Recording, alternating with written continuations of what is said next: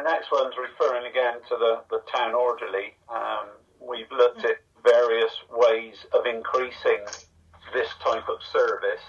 And I think, again, Martin's done a good job of sort of coming to a compromise where we're going to have an extra day, a fortnight, I believe, if I'm right, Martin, from the Glendale service. The advantage with them is, as somebody mentioned earlier, they come with the tools, vans, trucks, whatever we need. That's the advantage of having them. And then we'll talk a little bit more about perhaps the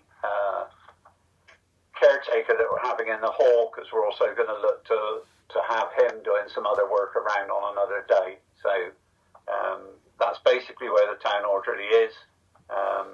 Not sure, Martin, do we have a start date on that so that people are aware? No, I mean, the discussion with Glendale was what could they offer, and that's what they could offer was an extra 2 days a month.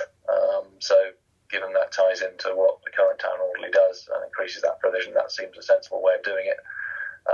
We were fortunate enough that in the caretakers that we interviewed for the folk hall,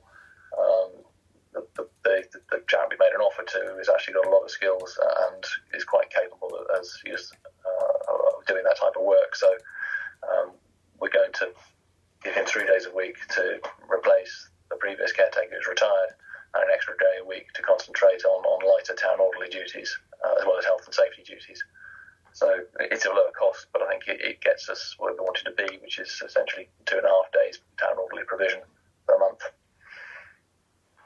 Do we need to take that forward to a main council for agreement, or is that something we can do at this level, Martin? No, I think the Glendale contract is under 5,000 a year, the enhancement of it, so that can be decided by this committee, and the employment of the new caretaker is what Staff and Finance would decide. So as long as we're happy with both those proposals, to spend an extra 4,500 with Glendale for an extra half-day provision, and to employ the new caretaker, which we have to. We need a caretaker, or we need them to start as quick as we can, and provided the people in the meeting are willing to pass those resolutions, then we're fine. Okay. Anybody wish to say anything on that before we give the 5 seconds or 10 seconds for you to agree? So just to clarify, Bob, are we going to vote on both of those separate proposals, or how do you want to do it? I'd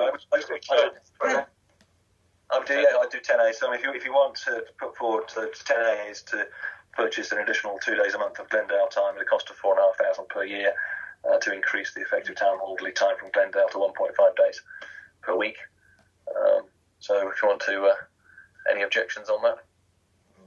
No. No, I am happy to second that. We're also going to work on the way that the public can ask the orderly to do work, because I think it's something that we need to promote.